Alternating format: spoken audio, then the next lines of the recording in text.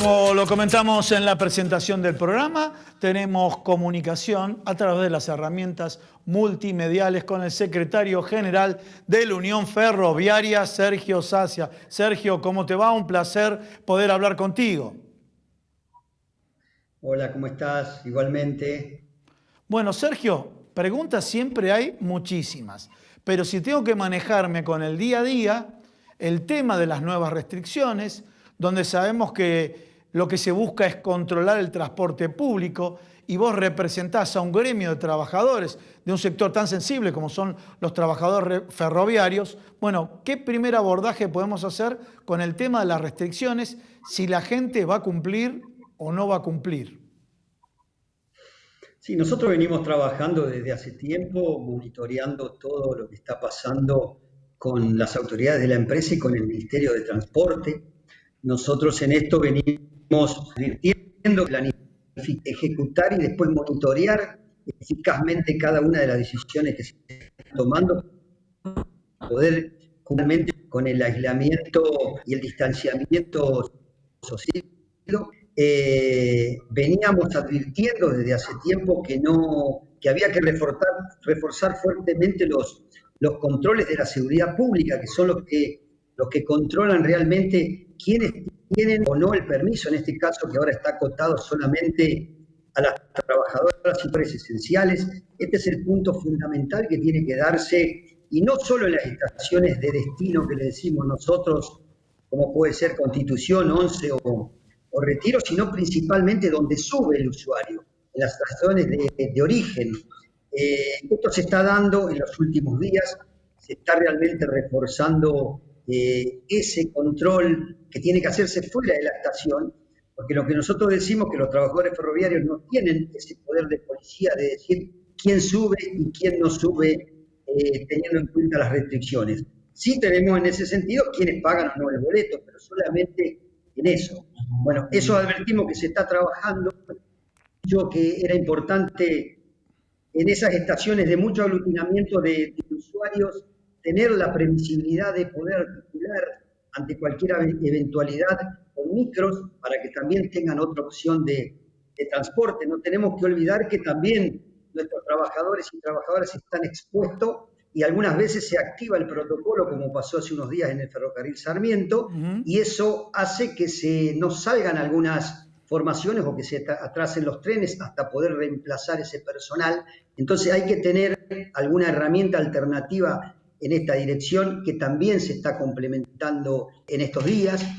Hay que seguir fomentando lo que es la aplicación de esta app nueva para reserva del lugar en el tren. Anduvo muy bien en el ferrocarril Mitre. Sí. Se empezó a trabajar y a probar en el ferrocarril Sarmiento en esta semana, y lógicamente que no son las mismas realidades. En el Sarmiento viaja mucho más usuarios en estos días, pero también hay que seguir generando distintas herramientas para poder cumplir con este distanciamiento, que lógicamente en un servicio público de tanta afluencia de usuarios como es el ferrocarril, y con una oferta que es de 1/3 a la demanda que se tiene en una situación normal. Sí. ¿Qué quiere decir esto? En una situación normal, si va un trabajador o un usuario sentado y 3 parados en el horario pico. Sí. Si bien ahora está viajando un 20 o un 25% de usuarios en una situación normal, 20% en el horario dijiste. pico es donde hay que trabajar fuertemente. Dijiste 20-25%. Anda ahí dependiendo el horario y dependiendo de la línea. Pregunta que te hago. Sí. Más del 25%. Pregunta que te hago. En épocas normales, en el área de AMBA, si tenés algún número, ¿cuánta gente se trasladaba en tren? Y en época, por ejemplo, de trabajadores esenciales, ¿cuánto? En la medida que se abrió la cuarentena, ¿cuántos? ¿Y a cuántos estiman que tiene que bajar la gente que se va a trasladar por tren estos próximos 15 días en el área, en el AMBA? En la cantidad de usuarios promedio en una situación normal, estamos hablando de diariamente 2 millones de pasajeros. 2 millones, bien. En una situación de pandemia, como fue con apertura a algunas otras actividades, estábamos más o menos entre 560 y 600 mil pasajeros con un aglutinamiento de esos pasajeros dentro del horario pico de 6 o de 5:30 a 9:30 de la mañana. Por eso ahí hay que reforzar. Claro. Nosotros entendemos que esto debería bajar, de esos 600.000 usuarios, debería bajar por lo menos un 20% si se refuerzan bien principalmente los controles de fuerza pública fuera de la estación, o sea, antes de que ingresen a la estación y a los usuarios, y también, lógicamente, que va de la responsabilidad de los usuarios, que los que no tienen el permiso como trabajador esencial, lógicamente que no vayan a tomar el tren, Sí. atendiendo también las dificultades que tienen, lógicamente, muchos de los ciudadanos y los argentinos que les cuesta muchísimo llegar a fin de mes y ven de qué manera pueden llegar a sus trabajos o a ganarse, llamémosle, la comida del día. Sergio, esto está pasando realmente y no podemos estar ajenos a eso. Totalmente, hacemos empatía con ellos. Más allá de los controles, hacemos empatía, el estado de necesidad de la gente que trabaja. Nosotros, los trabajadores de los medios de comunicación, ustedes, los trabajadores de trenes, que tenemos la posibilidad de trabajar, y esa gente que por la desgracia de la pandemia en el mundo, desgracia que no hay que argentinizarla, decir que es responsabilidad política, es una pandemia, es muy duro, ¿no? Y es muy duro también decirle a una persona, me imagino, los compañeros ferroviarios que le digan, no, mirá, vos no podés subir, y la persona le dice, yo tengo que ir a trabajar. Realmente debe ser una situación muy tensa y muy dura. Bueno, de acuerdo a lo que dijiste, el promedio que se calcula es de 400.000, 450.000 personas que se trasladarían en tren, ¿no es cierto? Bien. Ese es más o menos el promedio, lógicamente acentuado que prácticamente entre 60-70% de ese promedio viaja en el horario pico a la mañana y también eso lo que es a la tarde. Nosotros planteamos, inclusive lo hicimos no solo ante el Ministerio de Transporte, sino ante la mesa chica de la CGT. Hicimos un análisis de por qué se da el horario pico, y creo que es sencillo. Todos sabemos que la inmensa mayoría de las actividades tienen su horario de ingreso del trabajador similar a las actividades. O sea, estamos hablando de la salud, estamos hablando de la seguridad pública, de la seguridad privada, del trabajador del supermercado, etcétera. Todos están en la misma línea. Por eso nosotros planteábamos estudiar esto y hacer un escalonamiento de las actividades, cosa de tratar de achicar ese pico y que se traslade a los horarios donde hay muy poca afluencia de usuarios. Nosotros tenemos trenes que van con el 5% ocupado, el 10%, o sea, 90% vacío.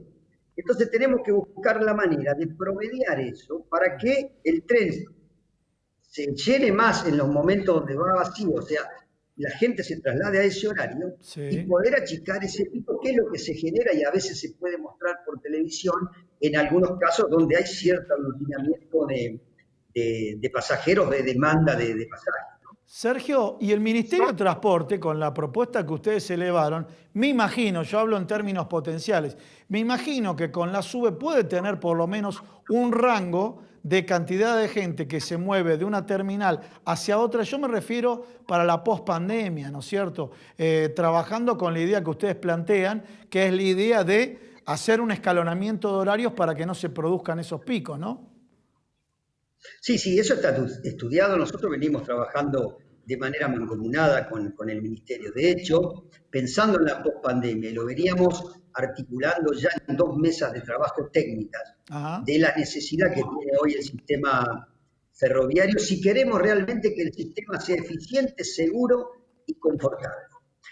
Como yo le decía anteriormente, si solamente podemos tener una oferta de 1/3 de la demanda, acá hay que pensar un plan estratégico de inversiones en el sistema ferroviario. Por eso decimos que también, ante la desinversión que hubo principalmente en los 4 años anteriores del gobierno de Macri, es necesario declarar la emergencia ferroviaria nacional. ¿Qué quiere decir esto? Hacer el análisis de la situación del tema ferroviario hoy, que ya se hizo, ver dónde hay que hacer las inversiones puntas en materia de infraestructura, de coches, de vagones, de seguridad, de sistema de frenos, que también se está trabajando con la Comisión Nacional de Regulación de Transporte, con la CNRT, declarar la emergencia ferroviaria y plantear a 3 años inversiones plenas para llegar a tener un servicio confiable, seguro y confortable para pasajeros y un servicio también confiable y seguro de cargas que permita desarrollar a Argentina, que permita también achicar el costo de logística que hoy estamos teniendo, que es grande, y que va a permitir también la generación de empleo directo ferroviario, pero también miles y miles de puestos de trabajo indirectos que forman parte también de la cadena de producción que tendría invertir en la infraestructura ferroviaria. Frente a esto, también estamos trabajando en el Ministerio de Transporte, desarrollar y presentarle al Congreso un proyecto nacional de desarrollo ferroviario integral, o sea, que se debata en el Congreso una política de Estado a 10 años en materia de poder concretar una ley que permita esa necesidad de inversiones plenas y continuas que tiene que tener el ferrocarril si queremos realmente que sea una herramienta de transporte para el desarrollo y para que cumpla la función social que todos cumplen el tema de transporte de pasajeros, ¿no? Sergio, como siempre, muy atento. Muchísimas gracias por comunicarte con nosotros.